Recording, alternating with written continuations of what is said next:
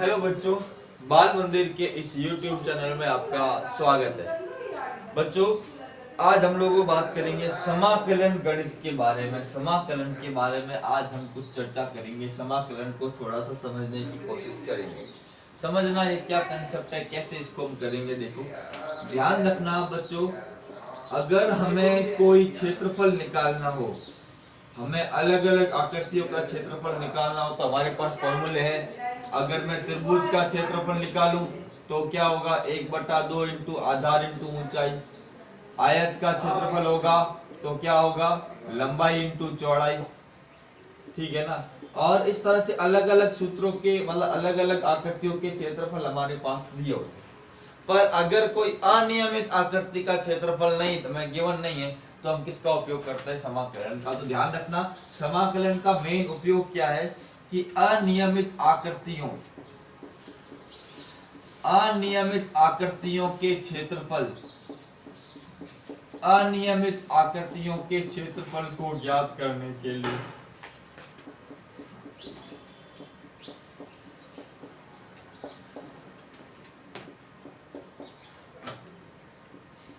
समाकलन का उपयोग किया जाता है। समाकलन का उपयोग किया जाता है। तो यहाँ पर कंसेप्ट क्या ध्यान रखना है कि अगर कोई अनियमित आकृति है, उसका अगर मुझे क्षेत्रफल ज्ञात करना है तो हम समाकलन का उपयोग करते हैं। ध्यान रखना। जैसे अगर मैं बात करूं, आपको पता है, इसका एग्जांपल लेते हैं। कार्य बराबर क्या होता है, बल इंटू विस्थापन। बल इंटू विस्थापन, W बराबर F इंटू एक्स। तो अगर मेरे को जैसे देखो, ये मेरा है बल और ये है x विस्थापन। अगर बल क्या हो, एक समान हो,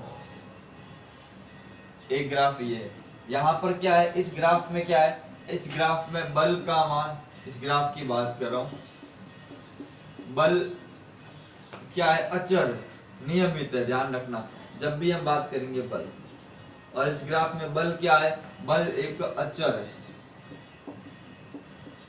अर्थात x पर निर्भर नहीं करता है। तो सीधा मैं क्या कर सकता हूं, अगर मेरे को निकालना हो कार्य, तो क्या हो जाएगा, इस ग्राफ का सीधा क्षेत्रफल बोलो,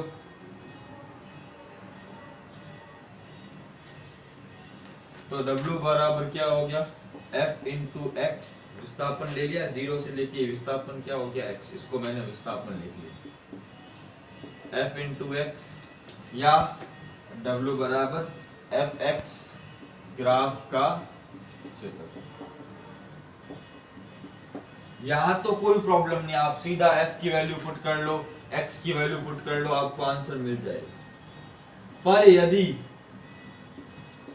पर यदि अगर क्या हो, बल चर राशि हो, यहां बल क्या है, अचर है। यहां बहुत इंपॉर्टेंट चीज क्या ध्यान रखनी है, बल क्या है, अचर है। अभी मैं नया कंसेप्ट लूंगा, समाकलन की जरूरत क्यों पड़ी।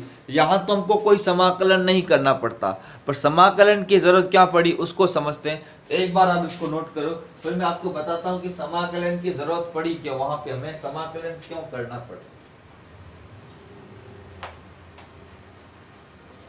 उसको समझते हैं। इसको एक बार नोट कर लो।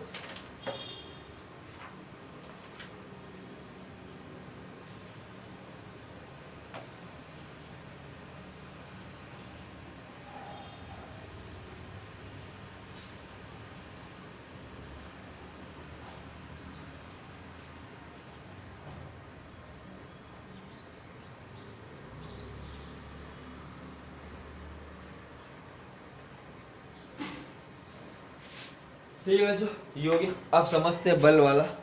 अब मान लो हमारे पास क्या कंसेप्ट है कि बल अगर चर राशि हो, क्या हो, बल क्या हो, चर राशि हो, या बल x का फलन है।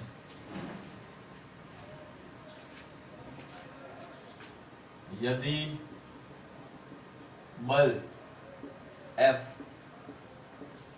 चर राशि हो, अर्थात x का फलन हो, मतलब x के साथ क्या हो, परिवर्तित हो। देखो ऐसे, ये बल और ये विस्थापन। अब ये ऐसा, अब मेरे को इस A स्थिति से B स्थिति के बीच में इस बल के द्वारा कितना कार्य किया वो निकालना है। यहाँ पर क्या हो रहा है, यहाँ पर बल है ना वो चर राशि है, बल क्या हो रहा है, x के साथ क्या हो रहा है, परिवर्तित हो रहा है। इस केस में अगर मैं निकाल रहा हूँ W, अब बल इंटू विस्थापन करें तो बल तो बदल रहा है, तो मैं अलग अलग जगह पे बल का मान अलग है, और विस्थापन तो निकाल देंगे पर अलग अलग पॉइंट पे बल का मान क्या अलग अलग है, तो मैं बल कौन सा लूंगा, बल मैं कौन सा लूंगा वो हमको पता नहीं। और दूसरा, अगर मेरे को इस ग्राफ का क्षेत्रफल भी निकालना हो तो ये नियमित आकृति नहीं है, ये नियमित आकृति नहीं है। इस अवस्था में हम लोग क्या करेंगे बच्चों, इसी अवस्था के लिए हम लोग समाकलन करते हैं। क्या करते हैं, समाकलन करते हैं। इसमें क्या करेंगे, हम छोटा सा अल्पांश लेते हैं। क्या करते हैं, छोटा सा अल्पांश लेते हैं विस्थापन का, अल्प विस्थापन dx लेने पर मैंने क्या किया, अल्प विस्थापन कोई ले लिया dx, ये बहुत अल्प विस्थापन लिया, कितना लिया dx, और इसके सापेक्ष बल का मान लगभग समान है, कितना है, ठीक है, अल्प लिया, लेने पर इस विस्थापन के सापेक्ष इस विस्थापन dx इस प्रकार लेते हैं, इस प्रकार लेते हैं कि इस विस्थापन के दौरान बल नियत रहे। ठीक है, अब क्या कर सकते हैं, अगर मेरे को कार्य निकालना हो तो मेरे को क्या करना पड़ेगा, ये क्षेत्रफल निकालना पड़ेगा। तो क्या लिख सकते हैं, अल्प विस्थापन के दौरान किया गया कार्य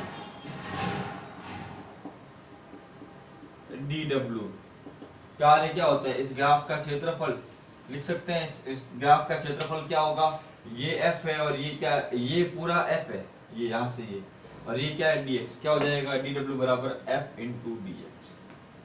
अब अगर मेरे को संपूर्ण ग्राफ का क्षेत्रफल निकालना है, क्या कर सकते हैं, अब लिख सकते हैं, ये तो हो गया यहाँ पे, अब लिखेंगे विस्थापन a से b, a विस्थापन से b, x बराबर a से x बराबर b तक के विस्थापन के लिए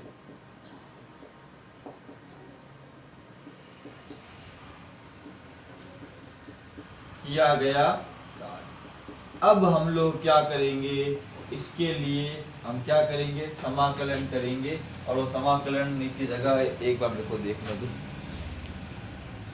जगह पड़ी है, इसको मैं नीचे जगह पड़ी है, इस चीज को मैं नीचे अलग से नोट कर लेता हूँ, नीचे जगह है तो इसको मैं अलग से नोट कर लेता हूँ।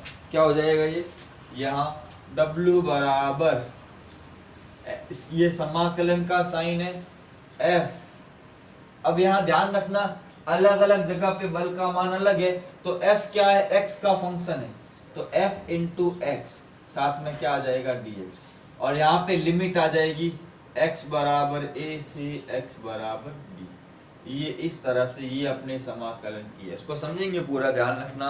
हम लोग इसको इस तरह से डिनोट करते हैं, ध्यान रखना। ये आप लोगों को शायद दिख नहीं रहा है, इसको मैं यहाँ नोट कर लेता हूँ, ये दिख नहीं रही चीज, तो इस चीज को मैं यहाँ नोट कर रहा हूँ, ध्यान रखना। यहाँ से ये चीज यहाँ आ जाएगी खाली। अभी इसको W बराबर समाकलन f इंटू dx, पर ध्यान रखना f किसका फलन है, x का फलन है, तो और x बराबर क्या आ जाएगा, a से लेके x बराबर b, ध्यान रखना। तो ये नोट कर लो पूरा। ये समाकलन का मेन प्रोसीजर है बच्चों, ध्यान रखना कि समाकलन इस तरह से। तो समाकलन करते क्यों हैं? यदि अपने पास अनियमित आकृतियां हैं और हमें क्षेत्रफल निकालना हो तब हम समाकलन का बहुत अधिक उपयोग करते हैं, ध्यान रखना, बहुत ज्यादा उपयोग करते हैं, ध्यान रखना।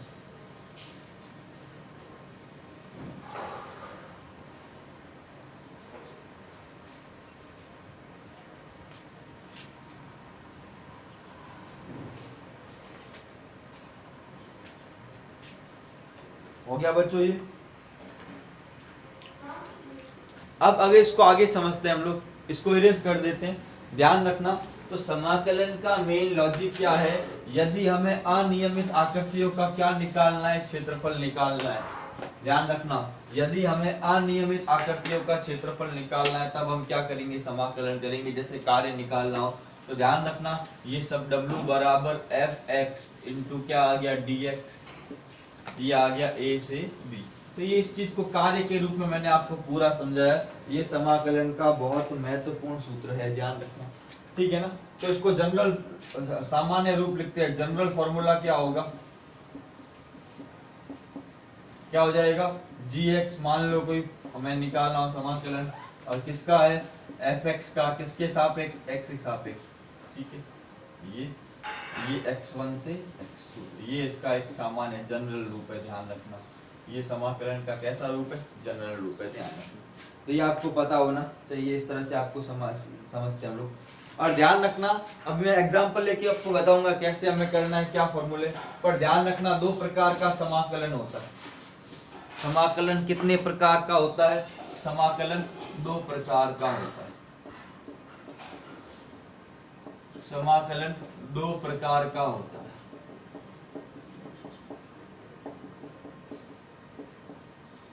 पहला होता है अनिश्चित समाकलन,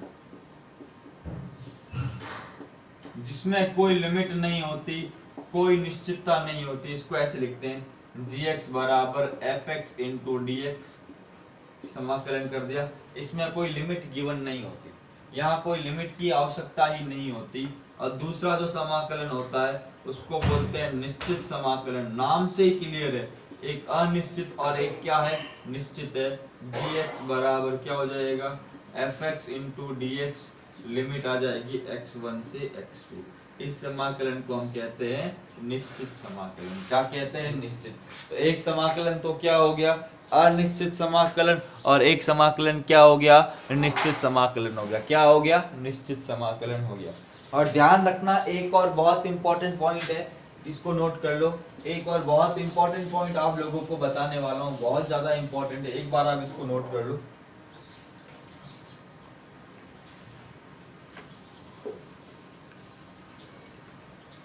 बहुत इंपॉर्टेंट पॉइंट है बच्चों, बहुत ज्यादा।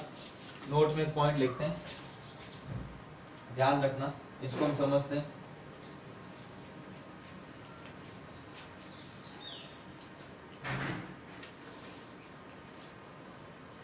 ये ध्यान रखना कि समाकलन व अवकलन एक दूसरे की व्युत्क्रम प्रक्रिया है। एक दूसरे की व्युत्क्रम प्रक्रिया है। समाकलन व अवकलन एक दूसरे की व्युत्क्रम प्रक्रिया है, इस चीज को समझते हैं, ध्यान रखना, ठीक है ना। मान लो हम बात करते हैं, कोई फलन gx है जिसका अवकलन क्या है? fx, ध्यान रखना। कोई फलन gx है जिसका अवकलन fx है, इसको कैसे लिखेंगे? fx किसका अवकलन है? gx का, और अवकलन किसके सापेक्ष है? x के सापेक्ष, ध्यान रखना। तो अगर मेरे को अब ध्यान रखना, तो gx है जिसका अवकलन क्या है? fx है। और तो अगले केस में क्या लिखेंगे कि फलन gx को fx का समाकलन भी कहते हैं, ध्यान रखना, ठीक है ना। तो fx gx का अवकलन है, तो इसको लिख सकते हैं फलन gx फलन fx का समाकलन होगा, इसको ऐसे लिखेंगे gx integration of fx into dx। ये हो गई चीज पूरी, इसको नोट कर लो। इसको पूरा समझाऊंगा अच्छी तरह से, बहुत अच्छे एग्जाम्पल से मैं इसको क्लियर भी करूंगा। अभी आप लोग इतना नोट कर रहे हैं, आज के लिए हम इतना रखते हैं। अगले लेक्चर में मैं समाकलन के उदाहरण के साथ और इनके सूत्रों के साथ, ध्यान रखना उदाहरण सूत्र और कहाँ इसका उपयोग आता है, सारी चीजें भी करवाऊंगा। 2 लेक्चर और मान के चलो समाकलन के ऊपर, फिर आपका समाकलन क्या हो जाएगा, पूरा हो जाएगा बच्चों, ध्यान रखना। तो बच्चों आज के लिए इतना ही रखते हैं बच्चों। अब बस वीडियो आपको देखना है, लाइक करना है, चैनल को सब्सक्राइब करना है, बोलने की जरूरत नहीं है, ठीक है ना। ज़्यादा से ज़्यादा इन चीज़ों को देखें, लाइक करें, ठीक है, शेयर करें। तब तक के लिए थैंक यू सो मच बच्चों, खुश रहें, कोरोना से बच के रहें। थैंक यू बच्चों।